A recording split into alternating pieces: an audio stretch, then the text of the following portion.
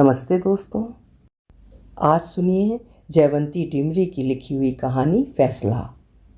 जयवंती ढिमरी जी एक शिक्षाविद, लेखिका, आलोचक और अनुवादक हैं। वे अंग्रेजी विभाग, हिमाचल प्रदेश विश्वविद्यालय की सेवानिवृत्त प्रोफेसर हैं।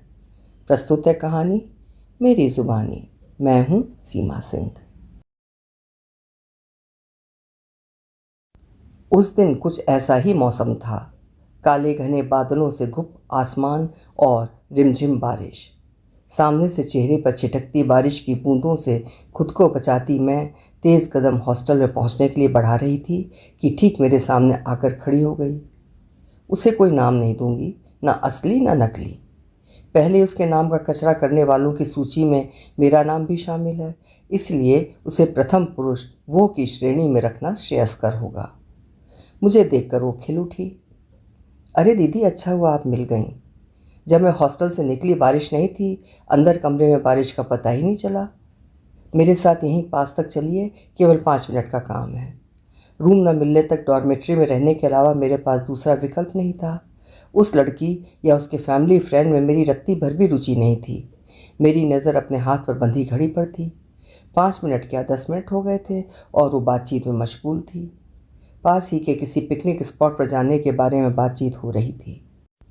मैं यही सोच रही थी कि मेरे हाथ से उसके छाता लेने से पहले ही मैंने उसके साथ चलने से मना क्यों नहीं किया। देर हो गई तो मेस बंद हो जाएगी, भूखे पेट सोना पड़ेगा। इस वर्किंग वुमन हॉस्टल में आए मुझे 1 महीना हो गया था। मेरे अलावा डॉर्मेट्री में 3 लड़कियां और थीं। 2 लड़कियां कम उम्र थीं और मुझसे हाय हेलो के सिवाय उनकी कोई बातचीत नहीं थी। लेकिन ये लड़की, जिसकी उम्र 30 के लगभग होगी, मेरे डॉर्मेट्री में आने से खुश थी। शीशे के सामने खड़े होकर बड़ी तसल्ली और मनोयोग से तैयार होती, दाएं बाएं आगे पीछे हर मुद्रा में शीशे में खुद को निहारती, साड़ी की प्लेट करीने से ठीक करती, साड़ी का पल्लू बनाती, साथ साथ में मेरी राय लेना भी न भूलती। दीदी देखिए तो कौन सी लिपस्टिक का शेड सूट करेगा, रेड या मैरून। इच्छा तो होती कहूँ जो मर्जी हो लगा लो, लेकिन शिष्टाचारवश अपनी राय देनी पड़ती। रेड लगा लो। हाँ, रेड ठीक रहेगी, मैं भी यही सोच रही थी। रेड तो ऑल टाइम फेवरेट है, बाकी शेड्स तो आते जाते रहते हैं। सच बात तो ये है कि लिपस्टिक के शेड आदि के विषय में मेरा सामान्य ज्ञान शून्य है।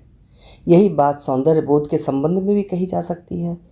किंतु यदि कोई लड़की इतने मनोयोग और चाव से अपना साज श्रृंगार करती है तो अच्छी बात है।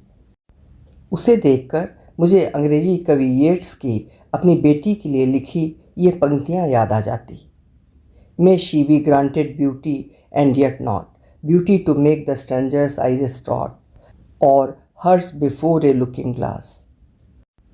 अर्थात उसे, मेरी बेटी को सुंदरता देना, लेकिन वो सुंदरता किसी अजनबी की आंखें मदहोश कर देने के लिए नहीं, और ना ही उसे शीशे के सम्मुख मदहोश करने के लिए। इस होटल की घटना के चंद दिन बाद ही वो सनसनीखेज घटना हो गई।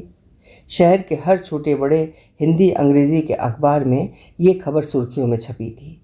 उस जमाने में टीवी में सिर्फ दूरदर्शन पर समाचार प्रसारित होते थे। आज की बात होती तो हर लोकल चैनल पर यही ब्रेकिंग न्यूज़ होती। जितने मुंह उतनी बातें। वर्किंग वुमन हॉस्टल की प्रतिष्ठा मिट्टी में मिलने से जैसे तैसे बच गई, यही गनीमत थी। 30 साल पुरानी वो घटना आजकल कुछ दिनों से अक्सर याद आ जाती है। दीदी आप चुप क्यों हैं? जानबूझकर तो मक्खी नहीं निकली जाती। चुप नहीं हूँ, कुछ सोच रही हूँ। किसी भी औरत, खास तौर से किसी जवान औरत के चाल चलन पर उंगली उठाने से पहले 10 बार सोचना पड़ता है। कभी कभी छोटी सी बात का भी बतंगड़ बन जाता है। ये छोटी बात नहीं है। ऐसी औरत की घर में मौजूदगी ठीक नहीं है। घर में जवान बच्चे हैं, दसियों लोग आपका हालचाल पूछने आते हैं। उस एजेंसी को तो ब्लैकलिस्ट करना चाहिए जो इस तरह बिना किसी नर्स की जांच पड़ताल किए बिना ही किसी ऐरे गैरे को घर भेज देते हैं। अनु की बात में सच्चाई थी, लेकिन कई बार इंसान की विकट परिस्थिति के सम्मुख सही और गलत का गणित गड़बड़ा जाता है। एक कट सच्चाई ये भी थी कि 2 नर्सों को हम पहले ही निकाल चुके थे। शुभा ने भी हिदायत दी थी, दीदी ये नर्स जैसी भी हो इसके साथ एडजस्ट करिए, अब तो कोई एजेंसी नहीं बची है जहाँ से नर्स मिल सके। मैंने प्रतिवाद करना चाहा था पर चुप रह गई। पिछले 2 नर्सों को हटाने में सबकी सहमति थी, मेरी राय तो नगण्य थी, लेकिन अब इसे भी निकालने की बात की तो कैसे काम चलेगा। और इसे हटाने की असल वजह बताई तो इस औरत की ये नौकरी तो चली ही जाएगी, आगे भी नौकरी मिले ना मिले कौन जाने। अनु, फिलहाल इस मामले को ज़्यादा तूल देने की ज़रूरत नहीं है, जैसे चल रहा है चलने दो। ऐसे कैसे जानबूझकर कोई मक्खी निकल सकता है दीदी? आपको फिक्र करने की ज़रूरत नहीं है। 20,000 रुपया महीना कम नहीं है। प्राइवेट अस्पतालों और नर्सिंग होम में नर्सें 10-12 हज़ार में रात दिन की ड्यूटी करती हैं। जब तक कोई ढंग की नर्स नहीं मिलती मैं हूँ। ये नर्स वगैरह सब फालतू के चोचले हैं। आम घरों में जहाँ बड़ी बूढ़ी औरतें बिस्तर से उठ नहीं पाती, वहाँ भी तो घर की बहू बेटियाँ उनकी तीमारदारी करती हैं। आपने हमारे लिए क्या कुछ नहीं किया? ये कहते कहते उसकी आवाज़ भर गई। यही सहानुभूति और हमदर्दी मेरी खुराक है, वरना कभी कभी तो इतनी बेचारगी अनुभव होती है कि कहते सुनते नहीं बनता। बिस्तर में लेटे हुए ये मेरा 3रा महीना है। अभी बिस्तर से उठने में न जाने कितने महीने लगेंगे। न जाने वो कैसी कुघड़ी थी, वरना रोज़ ही तो मैं वो चौराहा पार करती थी। उस दिन सड़क पार करते हुए उस गाड़ी से जो टकराई तो कूल्हे की हड्डी डिस्प्लेस हो गई। रीढ़ की हड्डी में भी क्रैक आ गया था। 15 दिन अस्पताल में और उसके बाद 2 महीने से बिस्तर पर सीधी लेटी हूँ। अपनी खुददारी और आत्मनिर्भरता की सारी हेकड़ी निकल गई, फूटे गुब्बारे की हवा की तरह। कोई कमरे में आ जाए तो ठीक, वरना नर्स के भरोसे। सुनी अनसुनी करने में वो सब माहिर है। मोबाइल में बात करने, वीडियो देखने से उन्हें फुर्सत कहाँ। इससे फारिग हुए तो आंटी आप सो जाओ, 5 मिनट में मैं कमर सीधी कर लूँ। पहली नर्स को तो हर 2 घंटे में चाय चाहिए थी। एजेंसी से केवल दिन का खाना देना तय हुआ था। हर 3 घंटे में चाय पिलाने की तो बात नहीं हुई थी। एक समस्या सुलझती नहीं कि दूसरी दरवाजे पर खड़ी अंदर का रास्ता पूछती हुई अंदर दाखिल होने के लिए हाजिर। सैनिटाइज़र, ग्लव्स, रुई, पट्टियाँ, पाउडर इस बेदर्दी से इस्तेमाल करती कि घर वाले सामान लाकर परेशान थे। इन सब बातों से परेशान होकर दूसरी नर्स रखी गई, लेकिन उसे हमारा घर दूर पड़ता था, इसलिए वो 15 दिन में काम छोड़कर चली गई। अब ये तीसरी नर्स आई थी। नाम था आरती। चेहरे पर बड़ी सी बिंदी लगाती। दिन में 25 बार ओम नमः शिवाय का उच्चारण होता। हर छोटे बड़े काम के बाद ओम नमः शिवाय की टेक। पैड बदला, ओम नमः शिवाय। पैड कूड़ेदान में डाला, ओम नमः शिवाय। मैं बड़ी मुश्किल से खुद को कहने से रोक पाती, ओम नमः शिवाय मंत्र की इतनी बेकदरी मत करो। कमरे में पदार्पण करते ही उसके मोबाइल पर भजन लग जाता। आंटी कौन सा भजन सुनोगी? कोई नहीं, यहाँ अपना भजन बना हुआ है। क्या भजन क्या कीर्तन, किसी काम में मन नहीं लगता। सुख में सुमरन ना किया, दुख में किया याद, कह कबीरता दास की कौन सुने फरियाद। यहाँ कबीरदास जी जरूर चूक गए। जब शरीर पट्टियों, खपच्चियों और विष्ठा से सराबोर हो तो ऐसी निष्प्रह स्थिति में भगवान याद नहीं आते। याद आती है तो सिर्फ उनकी बेइंसाफ़ी, उनकी ज़्यादती। हे ईश्वर, ये तूने मेरे साथ अच्छा नहीं किया। यह किन जन्मों के दुष्कर्मों का फल तूने मुझे दिया। बस इसी एक सुर के इर्द गिर्द हरि सुमिरन की सुई निरंतर निर्बाध घूमती रहती है। यूँ आरती के साथ शुभा की पटरी ठीक बैठ रही थी। घर के छुटपुट कामों में वो सहर्ष शुभा का हाथ बटा देती। साथ में तारीफ का खुशबूदार तड़का लगाना भी न भूलती। भाभी आपके हाथ में तो जादू है। पहले दिन से उसने शुभा से भाभी का रिश्ता जोड़ लिया था। ऐसा बैंगन का भरता तो मेरी अम्मा के बाद आज आपने ही खिलाया है। ये सूट आपने कहाँ से लिया? अगर आपके पास कोई आपका पुराना सूट हो तो मुझे देना। कपड़े मशीन से निकाल कर तार पर सुखाने डाल देना, कपड़े तह करना, पास की दुकान से यदा कदा छुटपुट सामान लाना, सिंक के 2-4 बर्तन साफ कर देना, इन कामों से उसे कोई परहेज ना था। अनु के आ जाने से अब सारा समय मेरे कमरे में उसकी मौजूदगी की ज़रूरत भी नहीं थी। यूँ तो अनु को पटाने में भी आरती ने कोई कसर नहीं छोड़ी थी, लेकिन पहली नज़र में अनु को ये नर्स पसंद नहीं आई थी। ये कैसी नर्स तुमने रखी हुई है? इसका चलना, हाव भाव, बोलचाल देखकर गिलगिली सी होती है। बहुत ही चीप और वल्गर लगती है। अचानक 30 साल पहले की वो शोख रूममेट याद आ गई। उसका वो कमर लचकाकर चलना, 10 बार खुद को शीशे में निहारना। कपड़े कुछ अजीब तरह के पहनती है, पहनने ओढ़ने की शौकीन लगती है।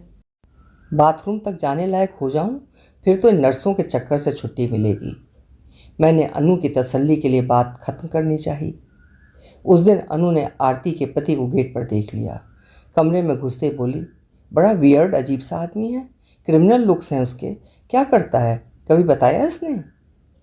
मालूम नहीं, पूछा नहीं, कुछ पूछो तो ज़्यादा ही फ्रेंडली हो जाती है। मेरे कुछ ना पूछते हुए भी वो अपने बारे में काफ़ी कुछ बता चुकी थी। लखनऊ के आसपास उसका मायका था, उसका एक बेटा था। अनु के आने से कुछ दिन पहले उसका 12वीं का परीक्षा परिणाम आया था। बड़ी खुशी से उसने मुझे और शुभा को ये बताया था। शुभा के जाने के बाद मैंने पूछा था, अब आगे तुम्हारा बेटा क्या करेगा? तो उसका अप्रत्याशित सा जवाब था, आंटी वो 12वीं पास हो गया, अब आगे कोई नौकरी करेगा। वैसे उसने बिजली का काम भी सीखा है। अम्मा के मकान में बिजली का काम वही करता है। बस अब तो अपना कमाए खाए, अपनी ज़िंदगी जिए। मेरी भी तो अपनी ज़िंदगी है। अपनी ज़िंदगी? ये क्या अमेरिका में रह रही है कि 12वीं पास लड़के को अपने घर से बाहर कर देगी? 12वीं पास लड़के को क्या नौकरी मिलेगी और तुम क्या उसे अपने घर से बाहर कर दोगी? ना चाहते हुए भी मैं खुद को कहने से रोक नहीं पाई। आंटी वो गांव में अपनी नानी के पास रहता है। उसके बाप ने तो कभी एक पैसे की मदद नहीं की। एक दो बार उसे उसके गांव भेजा भी तो उसकी दादी ने एक रात भी उसे अपने पास नहीं रखा। ये देखो आंटी, मेरे बेटे की तस्वीर, परवीन नाम है इसका। ये कहते चाहते हुए उसने मोबाइल मेरे सामने रख दिया। वो दुबला पतला सा लड़का, चेहरे पर एक बेचारगी सा भाव। किसी ने सच्ची कहा है, face is the index of heart. चेहरा दिल का सूचकांक है। मुझे और शुभा को भले ही उसके पति के विषय में जानने में कोई दिलचस्पी नहीं थी, लेकिन अनु को कहीं कुछ खटक रहा था। उस दिन आरती को अनु ने फ़ोन पर किसी से बात करते सुन लिया। सलाम अलैकुम। बिना किसी भूमिका के अनु ने सीधा सवाल दागा, तो मुस्लिम हो? ये अनु क्या कह रही है? दिन में 20 बार तो ये लड़की ओम नमः शिवाय का जाप करती है, भजन सुनती है, ये मुस्लिम कहाँ से है? लेकिन उसका जवाब अप्रत्याशित था। मैं मुस्लिम नहीं हूँ, हिंदू हूँ, मुस्लिम के साथ रहती हूँ। रहती हूँ से क्या मतलब? क्या बिना शादी किए उसके साथ रहती हो? अनु ने कड़क आवाज़ में पूछा। कुछ भी समझ लो। उसकी दबंगई ने हम दोनों को सकते में डाल दिया था। इतने दिनों से यहाँ वहाँ ओम नमः शिवाय का जाप जपती, भजन सुनाती, ये हमें बेवकूफ़ बना रही थी। उसके पहनने ओढ़ने के ढंग से हमें बहुत पहले समझ जाना चाहिए था। इस टूटी टांग के पुण्य प्रताप से जिंदगी के फलसफे में क्या कमाल का इजाफा हो रहा था। अब समझ में आया क्यों इसका बेटा अपनी नानी के पास रह रहा था और क्यों इसे अपने बेटे से पिंड छुड़ाने की जल्दी थी। शुभा और अतुल भी हैरान थे। सवाल हिंदू या मुसलमान का नहीं, अपनी पहचान छिपाने का था। सबकी नाराज़गी एजेंसी से थी। धंधे का पहला उसूल है ईमानदारी। रात हो चुकी थी। अगले दिन एजेंसी के मैनेजर को बुलाकर उसका हिसाब चुकता करना तय हुआ। अनु ने साफ कह दिया था, जब तक वो घर में है नर्स रखने की ज़रूरत नहीं थी। दीदी आपने हमारी बात सुन ली होगी, कल से कोई नर्स नहीं आएगी, अनु ने मेरे कमरे में घुसते ही सूचना दी। मैं चुप थी। आप चुप क्यों हैं, कुछ तो बोलिए। 30 साल पुरानी उस घटना की रील मेरे दिमाग में चल रही थी। वर्किंग वुमन हॉस्टल की सब रेजिडेंट के चेहरों पर उस दिन हवाइयाँ उड़ी हुई थीं। शहर के अखबारों के मुख्य पृष्ठ पर एक स्थानीय होटल में रेड की खबर छपी थी, जहां से 6 कॉल गर्ल्स को पुलिस ने गिरफ्तार किया था। दबे सुर में हॉस्टल में खुसफुसाहट हो रही थी कि इनमें एक लड़की हमारे हॉस्टल की थी। कौन हो सकती है वो लड़की? सभी सोचकर हैरान परेशान थे। मैं अपने कमरे में बैठी अखबार के पन्ने पलटती इसी उधेड़बुन में थी कि 12 नंबर के रेजिडेंट दीप्ति ने मेरे कमरे में प्रवेश किया। वो स्थानीय सरकारी अस्पताल में डॉक्टर थी। उसकी उद्विग्नता उसके चेहरे पर साफ झलक रही थी। तो आप भी रेड की खबर पढ़ रही हैं? हाँ डॉक्टर दीप्ति, सुनने में आ रहा है कि इनमें से एक लड़की हमारे हॉस्टल की है। इस अफवाह ने तो मुझे सकते में डाल दिया है। ज़रूर ये अफवाह झूठी है। झूठी नहीं, बिल्कुल सच है। I am the I witness. मैं इसकी आंखों देखी गवाह हूँ। आप? मैं आश्चर्य से डॉक्टर दीप्ति का मुंह देख रही थी। कल मेरी रात की ड्यूटी थी। पुलिस को इस होटल के सेक्स रैकेट के बारे में काफ़ी समय से जानकारी थी। एक बार पहले भी इस होटल में छापा पड़ा था, लेकिन किसी ने होटल मैनेजर को खबर कर दी, इसलिए पुलिस मौके पर किसी को पकड़ नहीं पाई थी। इस बार पुलिस का फुल प्रूफ एक्शन था, इसलिए कोई भाग नहीं पाया। मेडिकल एग्जामिनेशन के लिए हमारे हॉस्पिटल में इन लड़कियों को लाए थे। उन लड़कियों में जब मैंने इसे देखा तो आई वॉज शॉक्ड। अपनी आंखों पर विश्वास ही नहीं हुआ। कौन है वो लड़की? Any guesses? कोई अंदाज़ा नहीं। आपके आने से पहले मैं इसी लड़की के बारे में सोच रही थी। वो और कोई नहीं, आपकी रूममेट है, इसीलिए मैं आपके पास आई हूँ। मेरी रूममेट? हे ईश्वर, क्या वो? हाँ वही। तो वो साज श्रृंगार, वो बनना संवरना, वो लिपस्टिक के शेड का चुनाव इस काम के लिए थे? छी, इतने समय से मैं कॉल गर्ल के साथ एक कमरे में रह रही थी और मुझे शक भी नहीं हुआ। उस दिन होटल में उसकी मैनेजर से वो बातचीत, उसका वो बेवजह चहकना, मैनेजर का मुझे घूरना, सब मेरी समझ में आ रहा था। इस लड़की का ये कैरेक्टर, अच्छी भली नौकरी करती है, फिर ऐसा घिनौना काम? मैं खुद से सवाल कर रही थी। नौकरी से खर्चे पूरे नहीं होते होंगे। खैर, ये उसकी अपनी ज़िंदगी है, इससे हमारा कोई लेना देना नहीं है। ऐसी लड़कियों के साथ आप एक हॉस्टल में नहीं रह सकते। इस डॉर्मेट्री में 2 कम उम्र लड़कियां भी रहती हैं, उन्हें भी अपने धंधे में फंसा सकती थी। जैसे तैसे हॉस्टल का नाम अखबार में छपने से मैनेजमेंट ने रोक दिया।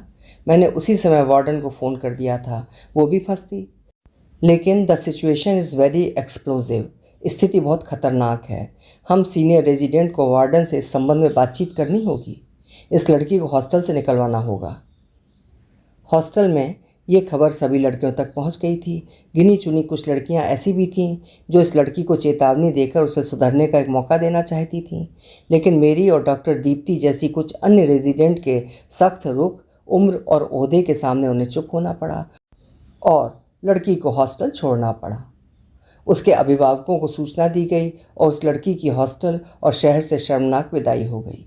इससे पहले कि गंदी मछली पूरे तालाब में गंदगी फैलाती, गंदी मछली को तालाब से बाहर फेंक दिया गया। इस घटना के शायद 1 हफ्ते बाद की घटना है।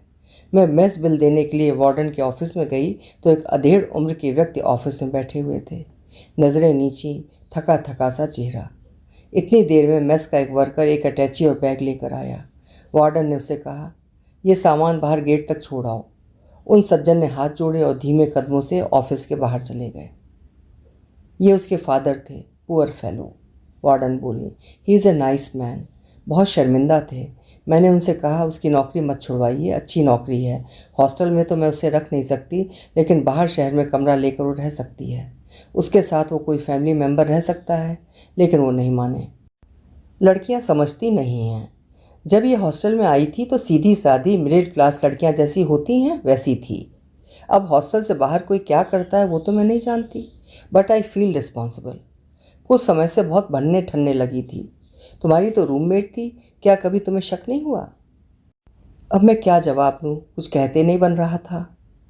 मैडम, क्या उसके बाद आप उससे मिली? वो रैकेट में कैसे फंसी पता तो होना चाहिए। उसके बाद वो हॉस्टल नहीं आई। हॉस्टल के रेपुटेशन का सवाल था, इसलिए किसी तरह लड़की का नाम और पहचान मीडिया में आने से रोक दिया। दीदी, आपने जवाब नहीं दिया, क्या सोच रही हैं? अनु ने मेरी तंद्रा तोड़ी। यही सोच रही हूँ कि सही और गलत की परिभाषा और दृष्टिकोण कौन तय करता है? कौन हमें यह अधिकार देता है कि हम निर्णायक बनकर अपना फैसला दूसरों पर थोपें? ये क्या बात हुई दीदी? किसी के काम और व्यवहार का दुष्प्रभाव यदि हम पर पड़ता है तो क्या हम चुप रहेंगे? यहाँ पर निर्णायक बनने की बात कहाँ से आई? ये औरत आरती या फिर कोई और किसके साथ रहती है, ये उसकी व्यक्तिगत जिंदगी है। हमें एक नर्स चाहिए, वो काम वो ठीक कर रही है। एजेंसी किसे नौकरी देती है, उनके नौकरी देने के क्या मापदंड हैं, ये उनका अधिकार क्षेत्र है। हम उस क्षेत्र में क्यों दखलंदाजी करें? जहाँ तक घर के बच्चों का प्रश्न है तो वो अपनी पढ़ाई में व्यस्त रहते हैं, मेरे कमरे में कम ही आ पाते हैं। आरती की उपस्थिति या अनुपस्थिति का उन पर दुष्प्रभाव पड़ने की संभावना न के बराबर है। एजेंसी से इस संबंध में कुछ न कहना ठीक होगा, मैंने दृढ़ शब्दों में कहा। मेरे रुख के कारण उस दिन एजेंसी मैनेजर से जवाब तलबी टल गई। 11 बज गए थे, लेकिन आरती अभी तक नहीं आई थी। अनु मेरी साफ़ सफाई कर चुकी थी, तब वो आई। थोड़ा झेपती हुई बोली, सॉरी आंटी, मुझे आने में देर हो गई। दरअसल मैं सर के फ़ोन का इंतज़ार करती रही थी। सर के फ़ोन का इंतज़ार क्यों? अनु ने उसकी ओर देखे बिना तल्ख अंदाज में पूछा। आरती के काम पर आने से अनु खुश नहीं थी, ये मुखमुद्रा बता रही थी उसकी। मैंने सोचा अब जब मेरे बारे में आपको सब पता चल ही गया है तो आपने सर से मुझे हटाने के लिए कह दिया होगा। 2 महीने में 2 नौकरियां इसी वजह से छूट चुकी हैं। ठीक ही छूटी हैं। जिस घर में नौकरी करोगी वहाँ के लोगों से सच बोलने की क्या तुम्हारी जिम्मेदारी नहीं है? अनु ने बिना लाख लपेट के सीधा वार किया, लेकिन वो आरती थी। उसी स्वर और लहजे में उसका जवाबी वार था। अब आंटी, आप लोगों जैसी सबकी किस्मत नहीं होती, वरना क्या मैं ये गंदे पैड बदलती आपको कैफियत देती? दिली इच्छा तो होती है कि कहूँ ये रही आपकी नौकरी और फिर इस घर की तरफ आंख उठाकर भी ना देखूँ, लेकिन फिर खुली हवा में सांस लेने को तरस जाऊँगी। 15 साल की थी जब मेरी शादी हो गई। मुआ खुद तो शहर में रहता था, मुझे खटने के लिए गांव में अपनी माँ के पास छोड़ गया। ऐसी जल्लाद बुढ़िया थी कि मेरा जीना मुश्किल कर दिया। खुद सारा दिन खाट तोड़ती, लेकिन मुझे एक घड़ी जो आराम करने दे। कितनी बार मैंने उस मरे से कहा मुझे भी अपने साथ शहर ले जाए। जैसी भी होगी 2 वक्त की रूखी सूखी खाकर गुजारा कर लेंगे। डंगरों का काम करते इस डंगर जैसी ज़िंदगी से तो बेहतर होगा। आजकल करता बात टाल जाता। 2-4 दिन को 2-3 महीने में आया, मज़े लूटे और चलता बना। इसी बीच मेरा बेटा भी हो गया था। बस फिर एक दिन मैं अपने मायके आ गई। तुम्हारा आदमी तुम्हें लेने नहीं आया? मैंने पूछा। एक बार आया था, मैंने साफ कह दिया रहूँगी तो उसके साथ शहर में, वरना राम राम। उसकी माँ की चाकरी नहीं करूँगी। यहाँ कैसे आ गई? अनु ने पूछा। नौकरी करने चली आई। यहाँ एक प्राइवेट नर्सिंग होम में पहले मैं काम करती थी। एनएम का कोर्स किया है। ठीक पढ़ी होती तो नर्सिंग करती। कभी कभी सोचती हूँ अगर अम्मा ने समझा बुझाकर मुझे ससुराल भेज दिया होता तो शायद वही ठीक रहता। अब क्या तुम खुश नहीं हो? मैंने पूछा। आंटी, ये भी आपने अच्छा सवाल पूछा। अभी तो दिन और हफ्ते के हिसाब से ज़िंदगी चल रही है। खैर ये सब बातें छोड़िए। अब बताइए कल से काम पर आना है कि नहीं? काम पर क्यों नहीं आओगी, लेकिन बाथरूम में ओम नमः शिवाय जपने की अब ज़रूरत नहीं है, मैंने अपनी हंसी दबाते हुए कहा। वो भी झेपती हुई हंस पड़ी। 30 साल पहले और आज की मेरी सोच में ये अंतर। तब मेरी टांग और कमर नहीं टूटी थी। अभी आप सुन रहे थे जयवंती ढीमरी जी की लिखी हुई कहानी फैसला। उम्मीद है कहानी आपको पसंद आई होगी। अगर पसंद आई है तो लाइक ज़रूर करिएगा। आप अगर मेरे चैनल पर पहली बार आए हैं या अभी तक बिना सब्सक्राइब किए कहानियाँ सुनते हैं तो कृपया आपसे अनुरोध है चैनल को सब्सक्राइब भी कर लें। बहुत बहुत धन्यवाद।